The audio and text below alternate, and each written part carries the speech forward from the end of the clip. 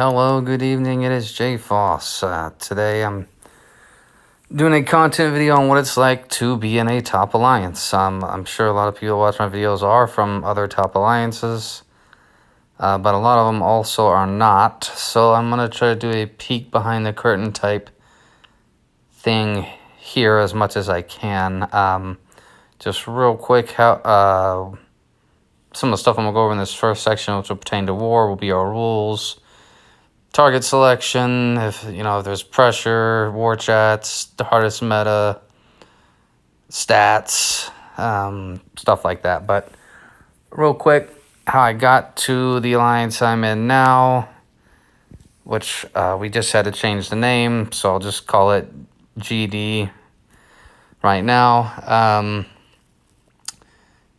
I left my alliance I used to lead that I played with my family in December 2021. Went to Dragons of the North for 3 wars, which is now Wolves of Winterfell, I believe.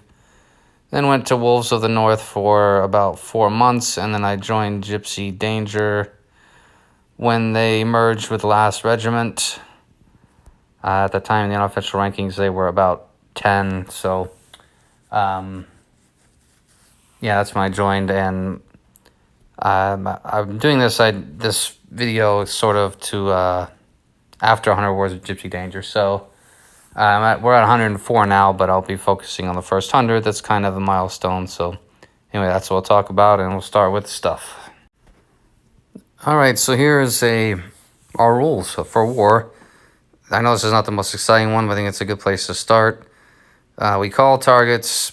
Don't use your third flag unless you're cleaning, and you can see all of these. This is for a rush war. The big ones that we may do slightly different would be number 4. If you're going for 6 to 6, you don't have to ask for cover. Cover being, if you're doing your last flag, you need to ask for backup in case you miss.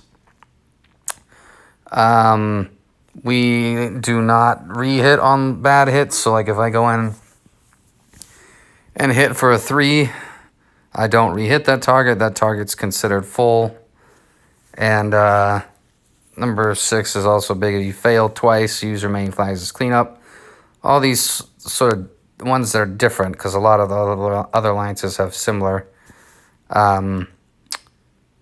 It's you don't want to tilt. You don't want to have a bad hit, then go in and have a 3 or 4 shot on a target. So that's sort of the intention there. And posting your hits, I would say, is really strongly encouraged.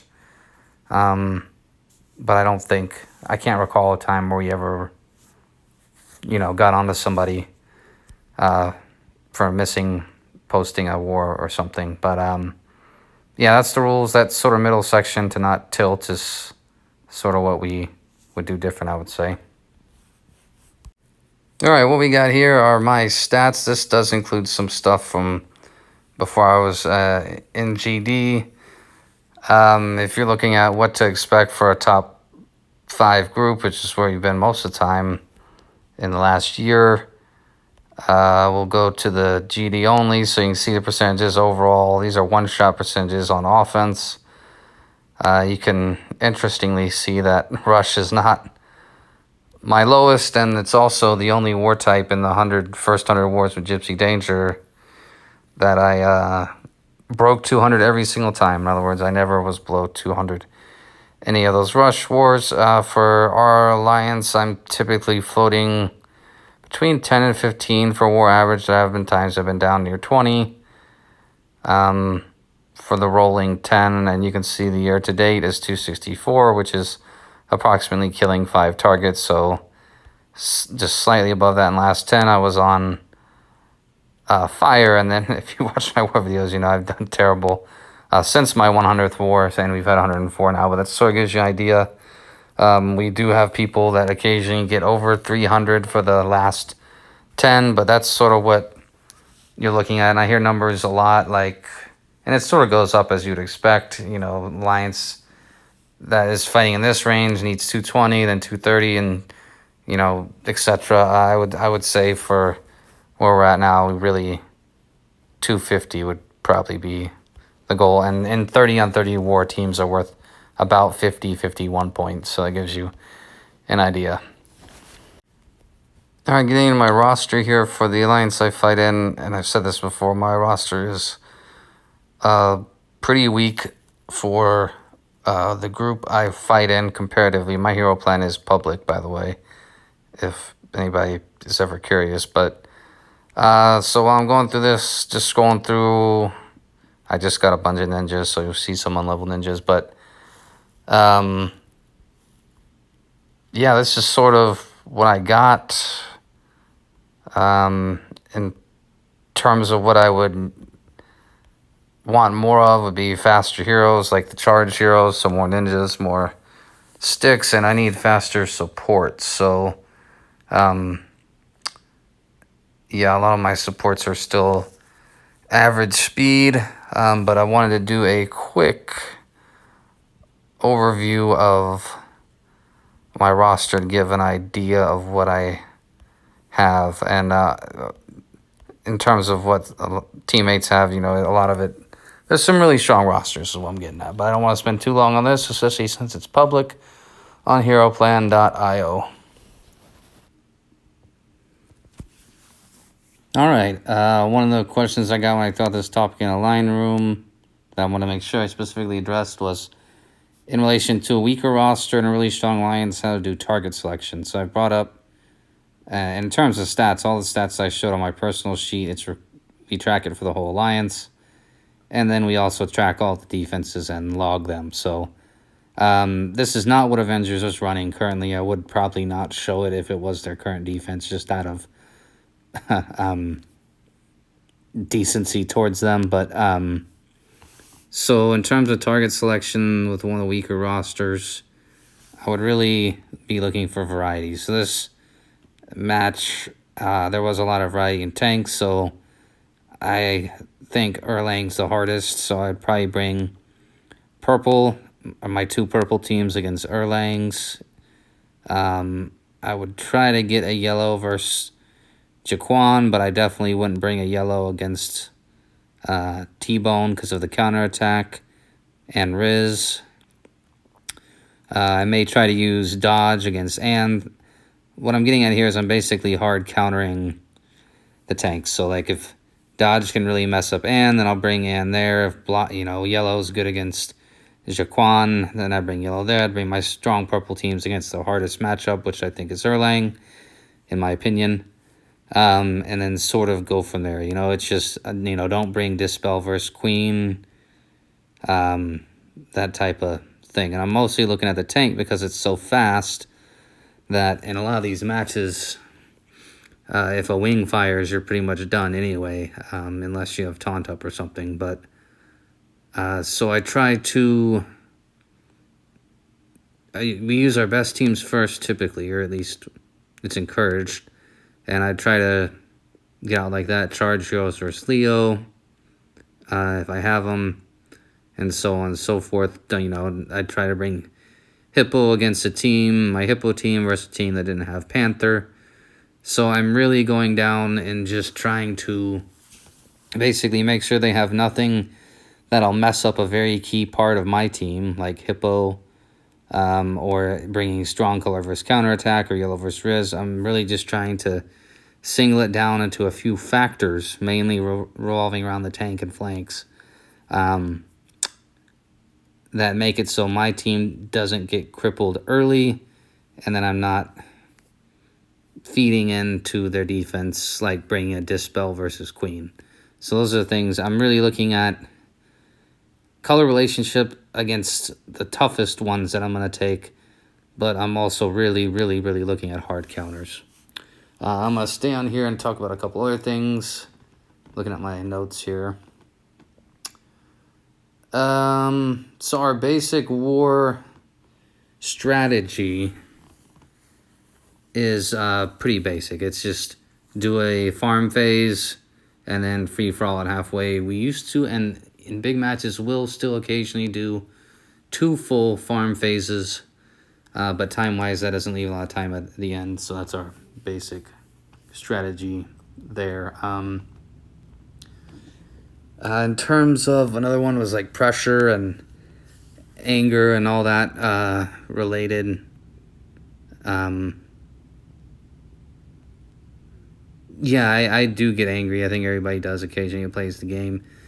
In terms of pressure, at the very, very, very beginning, especially the first couple of YouTube videos I posted, I felt some pressure. I don't really feel pressure now, but I want to distinguish that between like anger, because like to me pressure is, you got butterflies, your heart's racing, um stuff like that. I don't really get that anymore, but I do definitely get upset and angry sometimes. And if I have a really bad war, I feel sad sometimes. I have a big win, feel happy. I mean, none of this is earth shattering, but that is talking about the pressure is something that is a common question. And another one I got was certain matchups. So yeah, when we face the Russian alliance currently, when we currently face the Russian alliance, that translates into aggressive. That's always a big match because it's a lot of our matches we sort of know ahead of time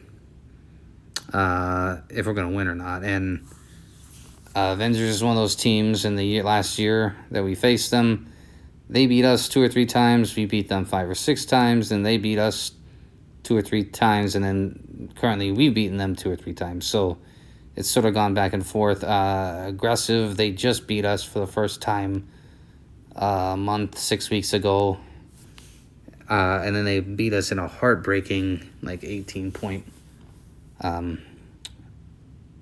So they're up on us right now. But yeah, Team Korea, before they folded, we beat them 3 times, including one of their last wars before they folded. And then 7 days departed, they beat us every time except once. And that was probably the highlight so far, was that in our 100th war since the merger, we were able to beat 7 days departed for the very first time. So in terms of specific matchups, that's what I would say about that.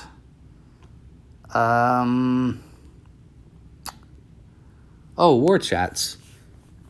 War chats used to happen a lot. They don't happen very often anymore. We used to have war chats with Avengers, 7 Days Ascended, all that. Currently, I think we only have war chats with... By the way, if you don't know, war chats is a line group where a bunch of members from both alliances get in, you post hits, you talk trash, you catch up, that type of stuff. I think the only groups we currently have war chats with, we have a permanent one with 7 Days Departed. We do it war chat with Wolves the couple times we faced them. We do war chats with Disciples of Scorpius the time we faced them, and we will in the future, I'm sure. And we did a lot of them with One Night Stand. I don't know if we'd match. Yeah, we probably could still match One Night Stand. So those would be the groups that we currently have war chats with. And particularly with Departed, we will actually show raids, and it's a little more active. It's active even when the wars aren't going on a little bit. So I'll say that about war chats and move on to the next thing.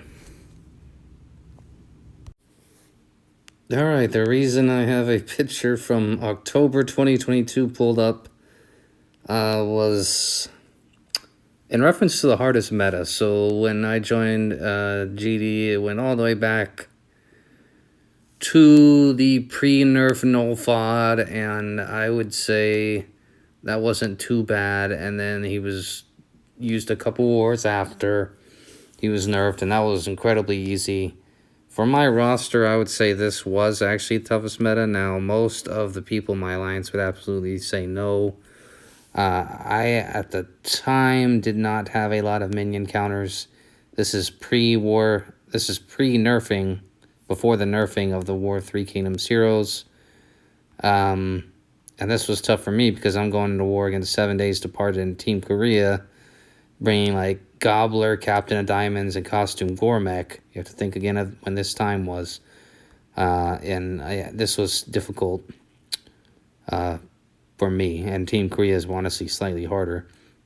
In fact, at the time, right, the war before they got nerfed, and this has been a funny trend with sort of the alliances at the top. There was one war where Kalo was average speed. We got to fight 7 Days Departed in that war. the War Three Kingdoms meta was very short lived, and we got destroyed by Team Korea by like 1,000 points or something. But this, given my lack of counters at the time, I have more now. This was tough for me at the time. I will also say the Miriams with like, before Miriam was nerfed, with like the Joves and all the really crazy hitters who are basically just Miriam firing, then one flank can fire. That was real rough too. So I'll leave it there for toughest meta. Again, most of my alliance do not agree with this, but because of my limited counters here, this would probably be the toughest. I will throw an honorable mention to Water Pipe, although we never had a fight 30 Water Pipes, because Miriam was always mixed in, and people always had more charge heroes than me, and they thought the Water Pipes were easier than the Miriams. So if I ever had to fight 30 Water Pipes, I probably would have struggled with that as well. But yeah, given what I had at the time, I would say this one. But there are lots of... oh, and the one now is pretty damn tough, to be honest. With Aramis and Hawthorne, that's pretty legit, I think. A lot tougher than the yellow ones, in my opinion, but my yellow roster isn't very strong. My purple is. So that's my take on toughest meta, for what it's worth. All right, I'll wrap up the war section, and all the other sections they're way shorter, but I'll wrap up the war section just by going through my roster, talking about a few obscure things. Zoom and Discord, I want to be careful, because in the past, I have said that an alliance had used Discord when I had no proof. And I'm not going to open all wounds, but to them I apologize. But there definitely are alliances that use Discord or Zoom. There is one that we know of for sure, because we've had multiple people recently play there, and we've had people come from there to us. Basically, you're on the equivalent of a video call, and someone is helping, or a group of people is helping you recommend moves. I hate that. We don't do that. We, like a lot of the other top alliances, have a Discord server. I've never been on Discord, but we got accused of using Discord after we 7 Days Departed. I guarantee we didn't. In which case, our leader said, "Hey, you can come hop in and check it out during war." Like, he gets notifications whenever someone goes in there. But we do not Discord or Zoom, and there is one top group that I know of that does it, and this I've seen hard evidence of, like, in terms of the recruitment process, and hearsay from probably 10 to 12 actual recent former members. So I don't like it. I would not go as far as to say it's cheating, but I'd say it's against the spirit of the game. So that's how I feel about Zoom, Discord wars. I'll talk briefly about Beezers or Breezers ranks. I kind of like the ranks because it's better than what we have in game. If you don't know, if you look at the leaderboard. By the way, those were the unofficial war ranks I'm talking about that aren't done anymore. But if you look at the leaderboard for alliances, this is very heavily dependent on when your last Titan is killed. So you kill a Titan, then you have a decay in your Titan score. And people may be murking between Titans or opting out. So yeah, I didn't... Although I did disagree with some of the ranks at times, I thought it was better than this system. So maybe he'll resume them one day. And I think that is... yeah. When I joined, like, I kind of had a chip on my shoulder because I felt that I'd been turned down by some alliances I shouldn't have been turned down by because of my troops. And I'll end by saying that I came in arrogant and was humbled very quickly, or relatively quickly, in terms of when I joined, and now I'm receptive.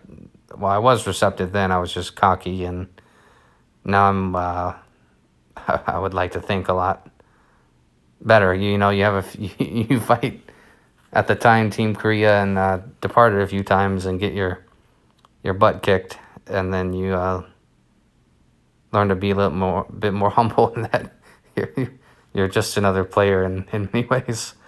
I'm making sure, glad, yeah, I think that's it for what I was asked about and wanted to talk about for war. I'll get into some other stuff like uniformity and stuff like that in the misconceptions section. But yeah, we'll end it there for war, so it's not like an hour video. Next up, we have, I'm going to talk about recruiting and recruiting process, what you look for, that type of thing. So for us, for recruiting, we have a recruitment room, which is, I think it's leaders and co-leaders only. There might be one other person in there, or there may be a leader or two not in there. I can't recall off the top of my head. We have a ton of line rooms. We have a general line room, a war line room, a leadership room, a war council, an event room, a lounge for former members. We currently have a room facing Limit Broke 2 Heroes.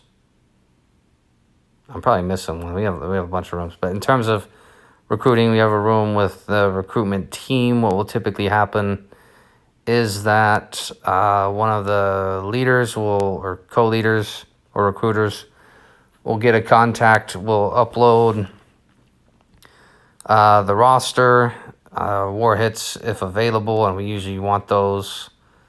So YouTube links, line videos, whatever.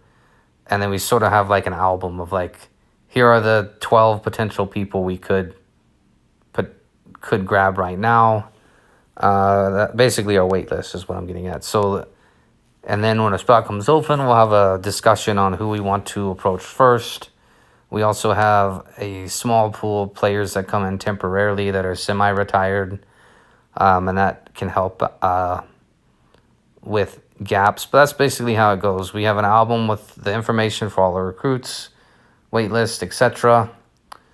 And when the time comes for a spot, we have a discussion and we'll sort of advocate for who you want brought in when they can come in, if they, if they're not interested anymore, that type of thing. So what we're looking for, and this may be different, a lot of the people we brought in, you want that fire, you want that vigor, you want that passion. There's someone in the group now, and I'm not going to say who it is because I didn't ask permission, but when they were brought in, their troops were very low, like almost disqualifyingly low compared to other members. But someone advocated for them in the recruitment process. It was like, yeah, this person's really passionate, really receptive, really good at learning, taking feedback, etc. And that person's been a superstar since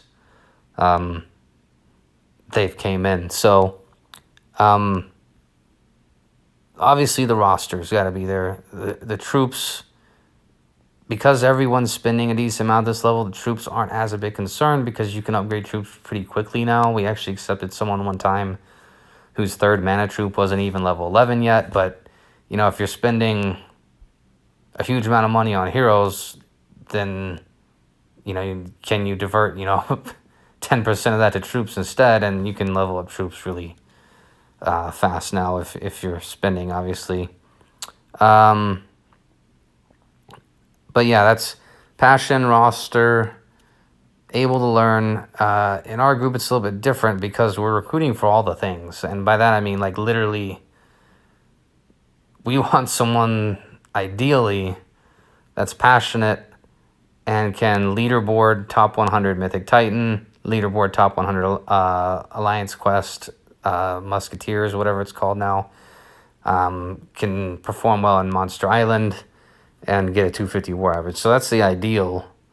But I will say, if the passion's there and they're good at one or two of those things, you can often develop the other ones. Probably the most interesting thing in this section would be that we have a big wait list now. It's not always like that. We've actually taken 2 walk-ons. And by walk-on, I mean, like, we're at 29 at 30 and someone knocks at the door.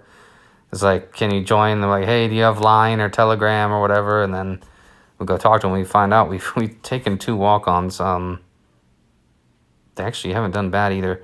To vet them, obviously, contact their former group, see where they, at least where they fought, what their war average was, and stuff like that. When there are unknown factors, we do dig. We will send messages to leaders of other alliance requesting war averages, if available. Ask if there's any red flags, if that type of thing. So in many cases, we will actually, I would say in most cases, we're going to be contacting the former alliance that the person came from, whether they're a walk-on or a standard recruiting process type thing. Despite bad blood, if there is something, the leaders of these top groups will communicate. Like if someone left war flags or, was very rude or, did something extreme, and, they say they left Avengers and they joined us, or vice versa, it will be tipped off usually. Even if it's like a bitter rivalry, say, hey, watch out for this person. This is what they did. All that. So that, I'll leave it there for recruiting. Again, the video's getting long, so yeah, we'll leave it there. All right, events and preps. So Mythic Titan, Monster Island, Lions Quest. Long ago, our goal is to get number 2 in Alliance Quest. Now, event players come together, and it's a little bit harder now. So I'm getting at, last time we did not push for top. For Alliance Quest, we pushed for top 100 and accidentally almost got top 10. I'll be curious what we do with this Alliance Quest, but there is a focus on it. We do talk about it. It isn't the focus that it once was. Mythic Titan, very big focus. We were already posting teams, and we do it all the time. It's way in advance. If you don't know, we basically get second every Mythic Titan, and Avengers has never lost a Mythic Titan. They've won all 24. But there have been some incredibly close ones. I'm talking like after all 360 hits are done, within just a few tiles. So there's huge prep for that. We bring in a few temporary players for that, as do they. But I think they're actually, most of them are permanent now.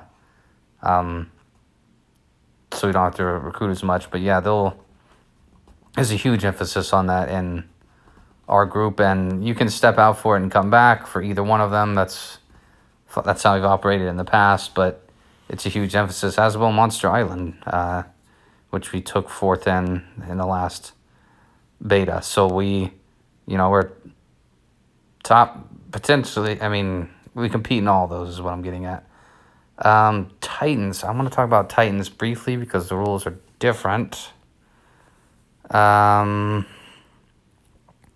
Okay, so we chain 14s. Typically, actually, this one can be killed. We chain 14s, and then we wait 10 hours. It's not a huge deal if you miss, like, one, as long as it's not a problem. And then typically it dies after 10 hours. And then we go merc, and if war is not going on, and merking being we take our remaining Titan flags, a lot of the Alliance does, and then go and basically kill Titans to get extra ham. So in terms of the rules, we are not allowed, you want to try to stay under 200,000. Overhitting is honestly bigger than underhitting. Use very few items, and at this level, as with probably hundreds of alliances are now,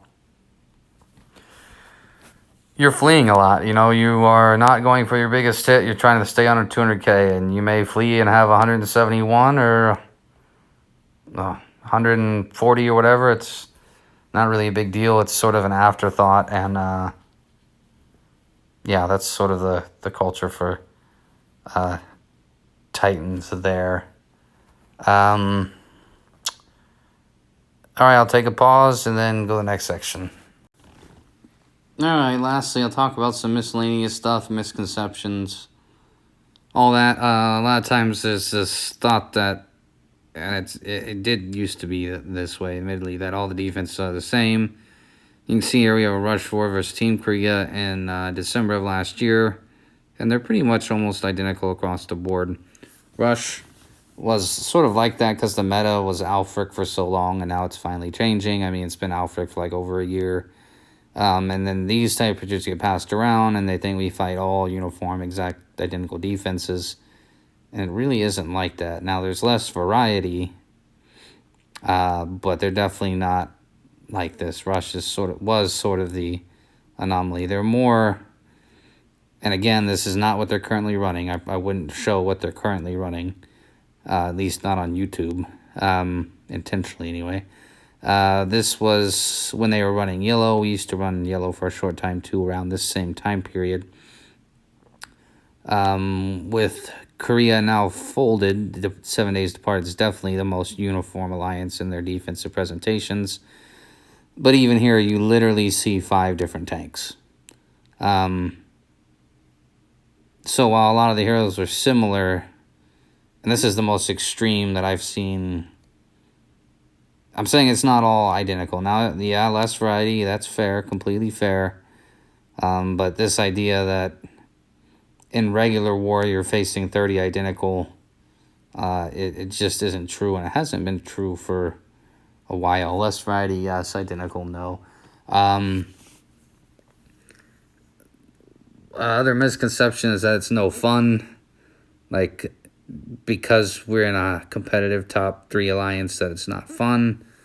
I don't really understand where that comes from. Some people, fun's subjective, and some people like the competition, and I mean,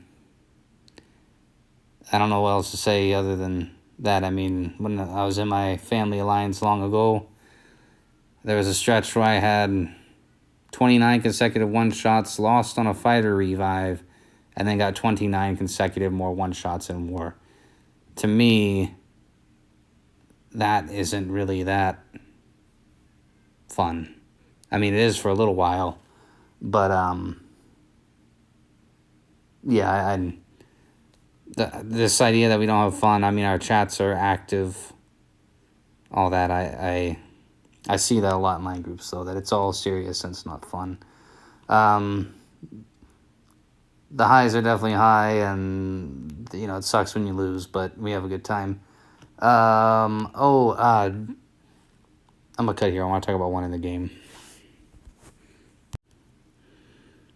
All right, drama. That we're full of drama. We are not full of drama. We just basically had our biggest drama thing that I've been a part of, where we were forced to change our name. The old name Gypsy Danger was after, from the movie Pacific Rim, which borrowed from an aircraft engine. Apparently, it's also a bad word. So we all learned a lot, and that was probably the biggest drama. But in terms of day-to-day drama, that really isn't a lot. I mean, you may occasionally have someone get sensitive about feedback, but the way we typically do feedback is we'll post our videos and someone will ask if they miss something, and the people respond and give their opinions. If I do give feedback and it isn't a ton, that is unsolicited, I personally will try to do it privately to make sure you don't unintentionally embarrass the person, and they could have already seen the mistake. So yeah, you don't really want to rub it in. Another one I see is that all the big spenders are stupid, and they're the problem with the game. I don't really know what to say about that. If every single player was free to play, the game wouldn't exist. So I don't really know what to say. Yeah, it's tough for... If the way the game's set up, I can see why it'd be frustrating, and it is frustrating but I don't understand the blaming of the players or saying what people do with their own money is stupid. Now, I will say, if you're an addict, and there are some, then yeah, separate from the game. But if you're in a financially good position, then I don't have any debt at all. So yeah, I don't know what this is. And money. I don't personally know how much all my alliance mates spend. I know that it is a lot. We are probably the second or third highest spending alliance now that Team Korea has folded. Maybe fourth, but I would guess second or third. So yeah, I mean, we do spend money. I mean, my counter argument to this always is that, we were, at least I was good when I wasn't spending. I can rank rare without spending money. I would have to not use Flask on Atlantis. But, I can get top 10 rare epic without spending money, top 100 legendary. I could even do a top 100 alliance quest out. The tournaments, I had a stretch in 4-star buff booster where I won like 99 out of 100 in over a 4-tournament stretch for 4-star buff booster. So it's not like we're not good at the other things. It's not like we just put the best heroes up and win. At least at this high up, we're all sharing videos. We're talking strategies, spending a huge amount of time practicing. All of us have high cup runs.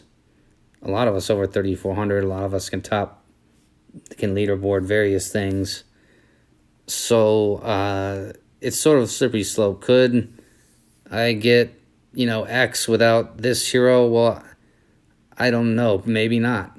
Money is definitely a factor. And if you think it'd be implausible for me to say it's not a factor, but I will say the things that are cheap or free, I also do well at those. And I'm in a position where I'm competing with less than my peers almost across the board in terms of these top 5 alliances. Now, maybe not, I can't speak for like Squirrels and Avengers, but like because we have War Chat with 7DD and I'm in GD, I can say compared to those that I feel I'm able to do more with less, but it is what it is. That's all I can say. But at this high up, it's the people that are spending money and are good players. You don't get this high just by spending money. And if you do get one of those, you may spend a little time coaching them. They'll probably get cut, or maybe they'll learn. But yeah, I think I've said enough about that. So that is my lengthy video talking about 100, to commemorate 100 wars of Gypsy Danger. The 100th war was sweet. It was a win for 7 days departed. Scanning. Oh, yeah, one, I can't believe I forgot this one. Someone specifically asked to give some examples of things that were unexpected and didn't work or worked. Long ago, we benched Alfric for one war against Team Korea because we felt they were really regimented and structured on their offense. So we put in Gossix for Alfric where we could. That was the first time we beat Team Korea. In last summer, we benched Kalo in Rush. That didn't work well. I think that was against 7 Days Ascended. 7 Days Departed in the middle of a meta. We threw out Triple Panthers, or mostly Triple Panthers. And we lost by 79. That's our second best performance against them other than the win. So those are some weird things we tried. I know other groups have tried this. Somebody ran all red defense, but that's what some of the things we've done specifically. And I'm mentioning all that because it's dated. It's not really relevant anymore. But yeah, I hope that gives some insight. And hopefully it wasn't too long. Thanks for watching.